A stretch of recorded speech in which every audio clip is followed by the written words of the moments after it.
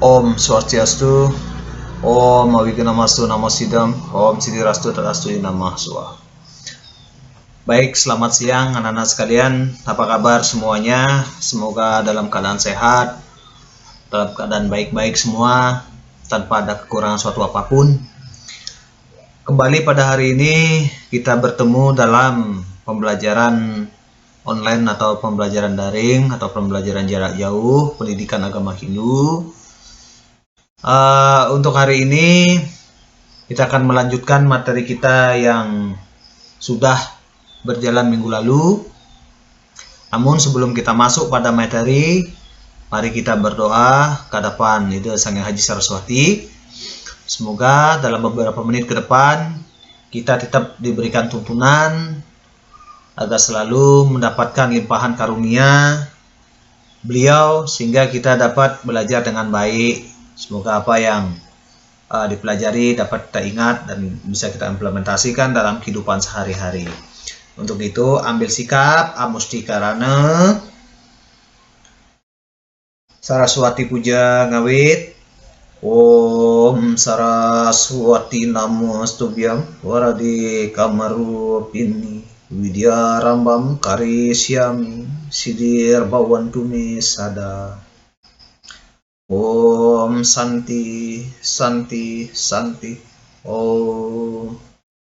Oke, berdoa selesai. Minggu lalu sudah Bapak sampaikan materi kita ya tentang moksa. Pengertian moksa sudah. Sekarang kita lanjutkan saja. Materi hari ini adalah tingkatan moksa. Ya, kita akan belajar berbicara mengenai tingkatan moksa. Apa saja tingkatan moksa tersebut ya? Di sini tingkatan moksa itu ada 4. Ada samipya, ada sarupya atau sadarmaya, ada salokya, ada sayujya. Nah, samipya merupakan suatu kebebasan yang dapat dicapai oleh seseorang semasa hidupnya di dunia ini. Hal ini dapat dilakukan oleh para yogi dan para resi. Itu tingkatan samipya. Ya, artinya tingkatan moksa ini dapat dicapai oleh seseorang semasa hidupnya di dunia. Ya, tidak menunggu mati. Artinya di dunia sudah bisa didapatkan. Hanya saja hal ini dapat dilakukan oleh para yogi dan para resi karena tingkat jnananya tinggi. Selanjutnya sarupya. Sarupya adalah suatu kebebasan yang dapat dicapai oleh seseorang di dunia ini karena kelahirannya di mana kedudukan Atman merupakan pancaran dari kemahakuasaan Tuhan. Seperti halnya Sri Rama, Buddha, dan Sri Krishna. Walaupun Atman telah mengambil suatu perwujudan tertentu, namun ia tidak terikat oleh segala sesuatu yang ada di dunia ini. Itu sarupya. Samipya karena tinggi, sarupya sudah mengambil wujud manusia turun, tetapi ini atmanya itu adalah atma yang bersumber langsung dari Tuhan, percikan Tuhan, bahkan ini juga termasuk tingkat avatara ya yang mampu mencapai ini. Itu sarupya. Kemudian kita lanjutkan tingkatan moksa yang ketiga yaitu salokya. Salokya suatu kebebasan yang dapat dicapai oleh Atman, di mana Atman itu sendiri telah berada dalam posisi dan kesadaran yang sama dengan Tuhan, memiliki posisi dan kesadaran yang sama dengan Tuhan. Dalam keadaan seperti itu, dapat dikatakan beliau Atman telah mencapai tingkatan dewa yang merupakan manifestasi dari Tuhan itu sendiri. Ya. Ambil wujud dewa. Nah, jadi dewa itu bisa moksa. Karena tingkatannya itu dari resi, awatara, kemudian dewa itu sendiri. Kemudian yang terakhir itu ada sayujya. Sayujya suatu tingkatan kebebasan yang tertinggi di mana Atman telah dapat bersatu dengan Tuhan yang Esa. Dalam keadaan seperti inilah sebutan Brahman Atman Aikyam, yang artinya Atman dan Brahman sesungguhnya tunggal. Ya. Jadi di sini suatu tingkatan kebebasan yang tertinggi di mana Atman telah dapat bersatu dengan Tuhan yang Esa dalam keadaan seperti ini. Artinya Brahman Atman Aikyam, Brahman dan Atman itu Aikyam. Bahwa Brahman dan Atman menunggal, ya. Dalam suasana melakukan yoga, meditasi segala macam, itu mengarah pada bagaimana kita mencapai tingkatan-tingkatan moksa yang ada. Jalannya sangat banyak. Oke. Tingkatan moksa menurut keadaan Atman. Ini sekarang berbicara tingkatan moksa menurut keadaan Atman. Ada jiwa mukti, ada videha mukti, ada purna mukti. Jiwa mukti, tingkatan moksa atau kebahagiaan atau kebebasan yang dapat dicapai oleh seseorang semasa hidupnya, di mana Atmannya tidak lagi terpengaruh oleh gejolak indria dan maya, pengaruh duniawi, ya. Di mana keadaan Atman seperti ini disamakan dengan samipya dan sarvya. Nah, manusia lahir hidup ke dunia ini, ya. Atma yang ada di dalam tubuh manusia, diri manusia, melalui panca indria, melalui panca mahabhuta, bagaimana kita mengupayakan diri, ya, agar kita bisa terlepas dari pengaruh maya, pengaruh duniawi.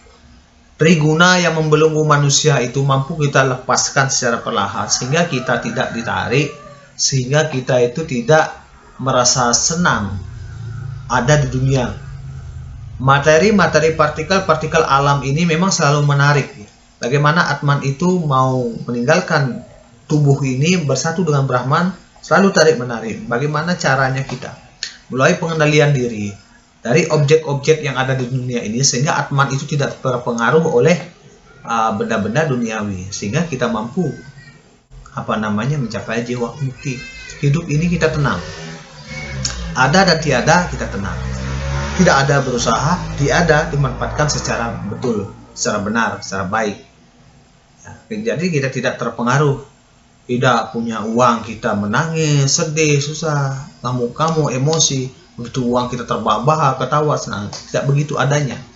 Tapi lapar dan kenyang kita bisa stabil. Bagaimana caranya? Ibaratnya seperti itu. Ini yang susah. Kalau kita berbicara memang terasa mudah. Tapi ketika kita menjalani, ini memang ada sedikit kerepotan kita. Menyeimbangkan atau membuat stabil antara emosi, ya, kesadaran emosi, kesadaran spiritual, kesadaran intelektual. Bagaimana caranya agar tetap stabil? Itu ya. Oke, kita lanjutkan. Videha mukti, tingkatan kebebasan yang dapat dicapai oleh seseorang semasa hidupnya, di mana Atman telah meninggalkan badan wadaknya atau jasadnya, tetapi roh yang bersangkutan masih kena pengaruh maya yang tipis. Tingkat keberadaan Atma dalam posisi ini disetarakan dengan Brahman, namun belum dapat menyatu dengannya. Sebagai akibat dari pengaruh maya yang masih ada, Videha mukti dapat disejajarkan dengan Salokya. Itu ya. Jadi moksa, bagaimana Atman itu sudah pergi meninggalkan tubuh ini, berarti moksa ini dapat dicapai setelah kita meninggal. Memang terkena pengaruh maya, roh atau Atman itu masih terkena pengaruh maya, pengaruh duniawi, tetapi tipis. Ya, tapi tipis. Artinya tidak terbelenggu besar-besaran Atma kita ini, jiwa kita ini dengan pengaruh dunia, pengaruh alam. Nah, itu ya.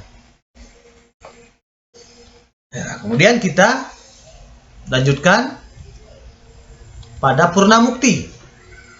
Tingkat kebebasan yang paling sempurna. Pada tingkat ini, posisi Atma seseorang keberadaannya telah menyatu dengan Brahman. Setiap orang dapat mencapai posisi ini apabila bersangkutan sungguh-sungguh dengan kesadaran dan hati yang suci, mau dan mampu melepaskan diri dari keterikatan maya ini. Posisi purna Purnamukti dapat disamakan dengan Sayujya. Itu Nana ya. Jadi yang penting ada tekad, ya, ada kemauan untuk bisa mencapai moksa yang sudah disebutkan pada layar presentasi ini. Asal ada kemauan, kita mau bersungguh-sungguh, mampu menghadapi tantangan astungkara, ya, kita akan mampu menjalani semua itu. Oke, nah, karena ini susah ya, karena kita pembelajaran daring, jadi kita tidak bisa melaksanakan ini. Idealnya kita belajar tatap muka, ya. Nah, untuk hari ini dapat sampaikan tingkatan moksa saja dulu, ya. Kita lanjutkan pembelajaran kita pada minggu depan. Bapak akhiri dengan Parama Santi. Om Santi Santi Santi Om. Oke.